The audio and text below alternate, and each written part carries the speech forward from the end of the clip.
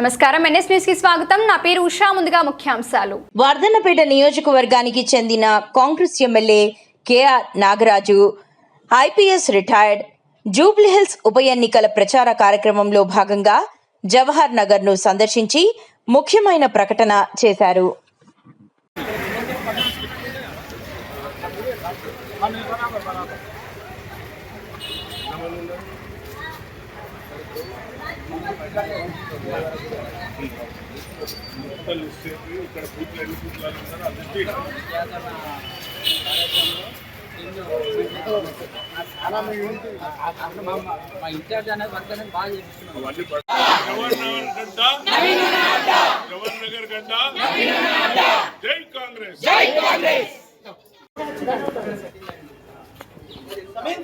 Election की गड़बड़ी में एक दो मेन चार जने चलो भाई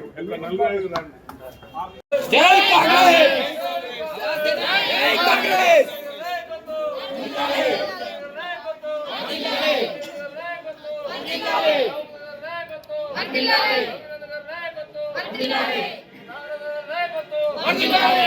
जय गुरु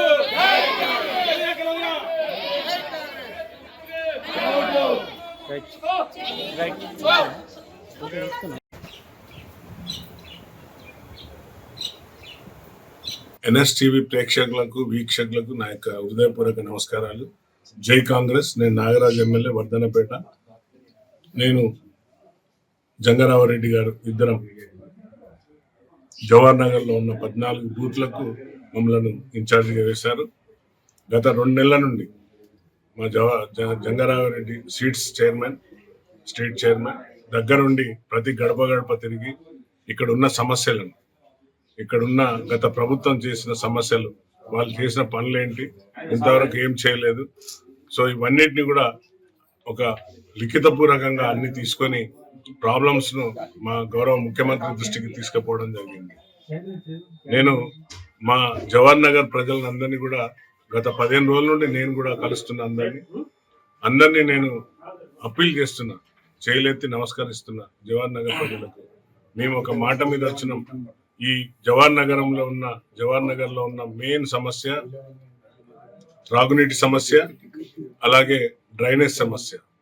ఈ వాటిపైన తక్షణమే స్పందించి మేము మా యొక్క గౌరవ ముఖ్యమంత్రి గారికి, అలాగే ఇన్ఛార్జ్ గా ఉన్న తుమ్మల మినిస్టర్ గారు, వాకటి శ్రీగారి గారు ఇద్దరికి కూడా దృష్టికి తీసుకెళ్ళినాం. తప్పనిసరిగా ఏదో ఇవాళ 4 రోజులు ఓట్లు అయిపోగానే మళ్ళీ కనపడకుండా పోయే వ్యక్తులం కాదు. సమస్యను ఎదిరించి, సమస్యలను ఎదుర్కొని, సమస్యలను ఏ విధంగా పరిష్కరించే వ్యక్తులం కాబట్టి మా ముఖ్యమంత్రి గారి దృష్టికి తీసుకెళ్తే ఎలక్షన్ కోడ్ రాకముందే 200 కోట్లు శాంక్షన్ చేసిండు. ఆల్రెడీ రోడ్స్, కొన్ని సమస్యలన్నీ కూడా తీర్చినాం. అలాగే కొన్ని ఇంకా ఎలక్షన్ కోడ్ చుట్టూ ఇంకా కొన్ని సమస్యల పైన నవీన్ యాదవ్ మోరల్ గా గెలిచిండు. మోరల్ గా అంటే ఆల్రెడీ డిక్లేర్ అయిపోయింది. జవహర్ నగర్ ప్రజలు ఏకపక్షాన పట్టం కడుతున్నారు. ప్రతి బీసీ సోదరులు, మైనార్టీ సోదరులు అందరూ కూడా ఇర్రెస్పెక్ట్ ఆఫ్ ఆల్ క్యాస్ట్. ఎందుకంటే నవీన్ యాదవ్ అనే పిల్లవాడు ఒక విద్యావేత్త, చదువుకున్న అబ్బాయి, సమాజం కోసం తెలిసిన వ్యక్తి, సమాజాన్ని చదివిన వ్యక్తి, ప్రజలలో ఉండే వ్యక్తి, ప్రజల వ్యక్తి, 24/7 ఎప్పుడు కూడా అందరితోని టచ్ లో ఉండే వ్యక్తి. గత దిగవంత ఎవరైతే చనిపోయారో గోపినాథ్ అనే వ్యక్తి, మాగంటి గోపినాథ్ అనే వ్యక్తి, ఒక వారి స్వయంగా అంటే కులానికి కూడా సాయం చేయని వ్యక్తి. మనందరికి తెలుసు. ఇప్పుడు నిన్న కూడా గొడవ అయింది. ఏంటంటే వాళ్ళ మొదటి ఫ్యామిలీ తల్లి అందరు వచ్చి కూడా కంప్లైంట్ ఇచ్చింది. ఏదైతే ఎంఆర్ఓ నుండి రావాల్సిన హక్కు కోసం, ఆ హక్కు మీద కూడా గొడవ జరుగుతుంది. లీగాలిటీ అంటారు, లీగల్ హక్కుల కోసం కొట్లాడ జరుగుతుంది. కానీ పొరపాటున మీరేమన్నా నగర ప్రజలు తప్పు చేస్తే మళ్ళా బై ఎలక్షన్ రాబోతుంది. ఎందుకంటే ఆమెకు హక్కులు ఉండవు. ఆమె వాళ్ళ మదర్ చెప్తుంది, ఆమె ఎవరో తెలియదు నాకు, 2వ భార్య మేము పెళ్లి కూడా చేయలేదు అని వాళ్ళ తల్లి స్వయంగా టీవీ ముందట చెప్పిన మాటలు. నేను చెప్పట్లేదు, నేను కల్పించి చెప్పే మాటలు కాదు. ఆ తల్లి మాగంటి గోపినాథ్ తల్లి స్వయంగా కనీసం నన్ను, నా కొడుకు శవాన్ని కూడా చూడనీయలేదు, కొడుకు శవాన్ని రానియలేదు, చూసేదానికి కూడా నన్ను అలో చేయలేదు, ఏ సమస్య చెప్పలేదని ఆ తల్లి పాపం టీవీ ముందుకు వచ్చి ఏడ్చుకుంటా చెప్పింది. కాబట్టి ప్రజలారా, నేను నగర ప్రజలను, ఈ జూబ్లీహిల్స్ ప్రజలను నేను రిక్వెస్ట్ చేస్తున్నా, పొరపాటున మీరు ఏమైనా తప్పుడు అడిగేస్తే మళ్ళీ బై ఎలక్షన్ వస్తుంది. ఎందుకంటే ఆమెకు హక్కులు ఉండవు. రేపు కోర్టు పోతుంది, కోర్టుకు పోయి కోర్టులో కొట్లాడతారు.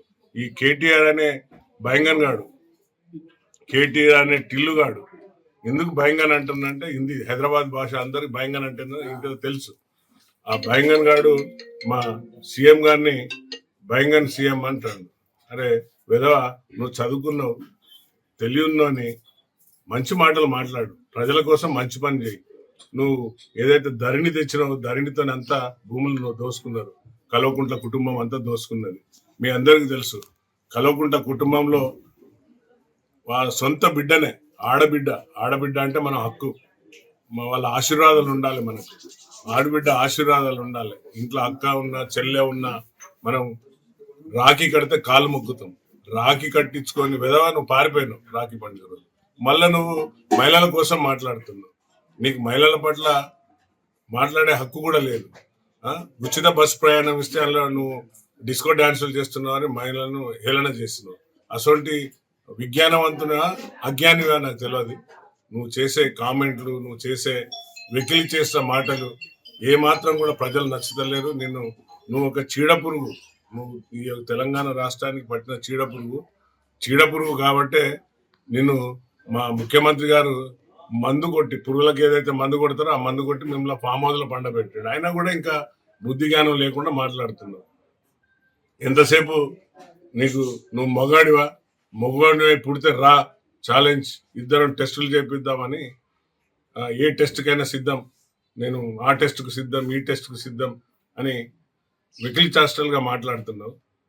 నీ బాడీ మొత్తం కూడా నీ ప్రతి బాడీలో ఉన్న నీ ఏమంటారు సెల్స్ అన్ని కూడా అబద్ధాలతో కూడుకున్న సెల్స్. అవన్నీ కూడా నువ్వు అబద్ధాలపైనే ఇన్ని రోజులు బీఆర్ఎస్ ప్రభుత్వాన్ని నడిపించిన మీరు. బీఆర్ఎస్ అంటేనే అంబాసిడర్ ఫర్ అబద్ధాల కోర్ టీం అనేది తెలిసిపోయింది ప్రజలకు. మీకు కర్రవాత కాల్సి వాత పెట్టి మా సీఎం గారు మొగోడు కాబట్టి మిమ్మల్ని పక్కకు కూర్చొని పెట్టి మీరంతా ఫామ్ హౌస్లోకి పరిమితమైంది. అయినా కూడా ఇంకా అన్ని దుష్ప్రచారాలు చేసుకుంటే ఎల్సీడీలు పెట్టి టీవీలు పెట్టి నువ్వు ప్రచారం చేస్తున్నావు. టీవీలు పెట్టు, నువ్వు ఇంకా బీబీసీ ఛానల్లే పెట్టు. ప్రజలు కాంగ్రెస్ పట్ల మొగ్గున్నారు, కాంగ్రెస్ ప్రభుత్వాన్ని నమ్మిండ్రు.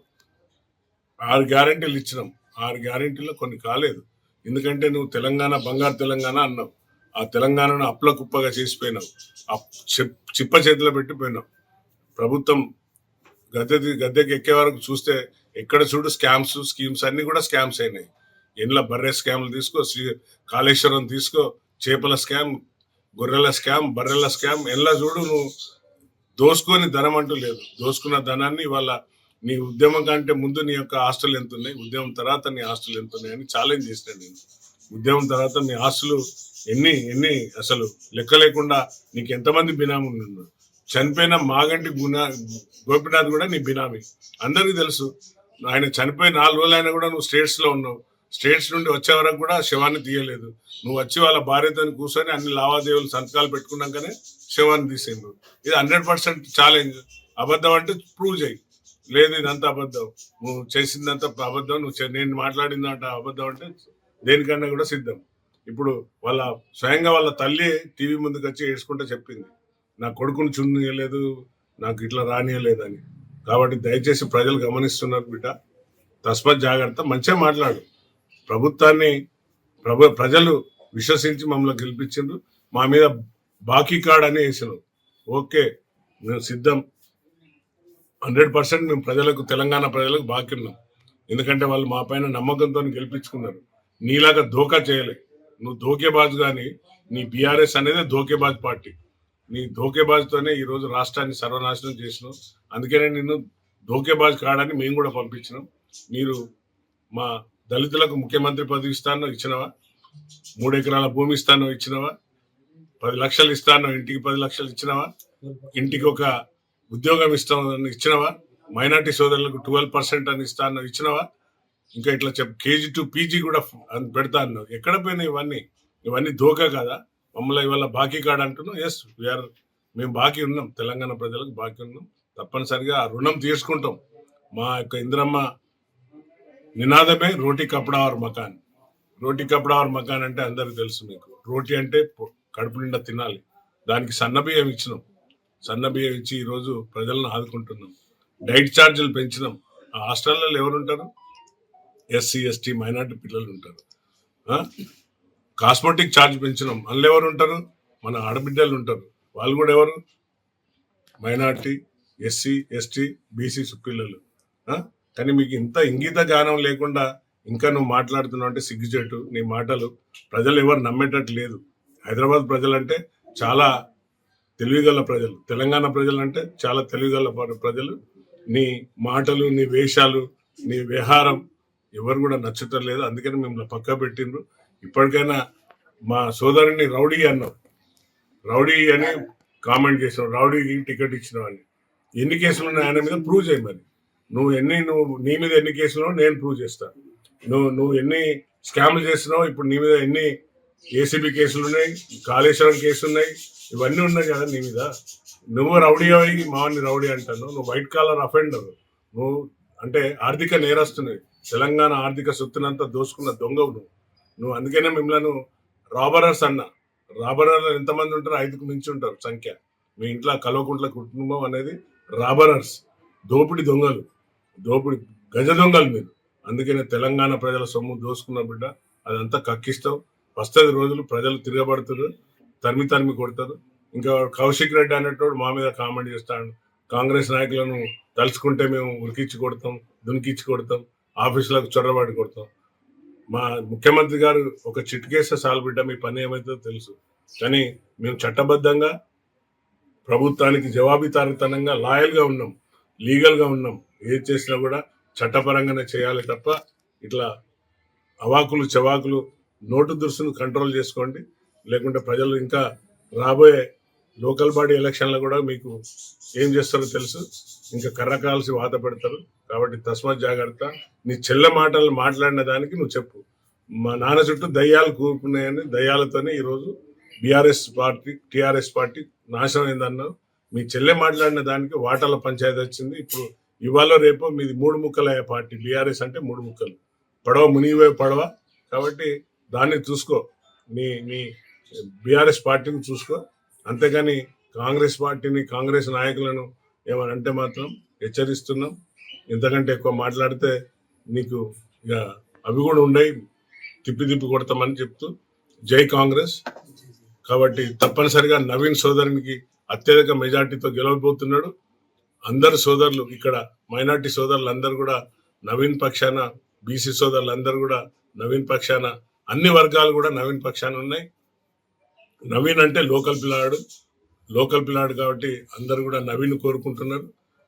ఎక్కువ శాతం పోలింగ్ అవుతుంది ఈసారి, ఎక్కువ శాతం మెజార్టీ వస్తుంది. ఇక్కడ ఉన్న జవహర్ నగర్ నేను ఇన్ఛార్జ్ ఉన్నా కాబట్టి ఇక్కడ ఉన్న సమస్యలు మెయిన్గా వాటర్, డ్రైనేజ్, చిన్న సమస్యలు అవన్నీ కూడా మా కాంగ్రెస్ ప్రభుత్వం తప్పగా తీరుస్తుంది. నగరవాసులను కాపాడుతుంది, ఈ స్లమ్ ఏరియాలను కాపాడుతుందని తెలుపుతూ ముగిస్తున్నా. Thank you. జై హింద్, జై కాంగ్రెస్.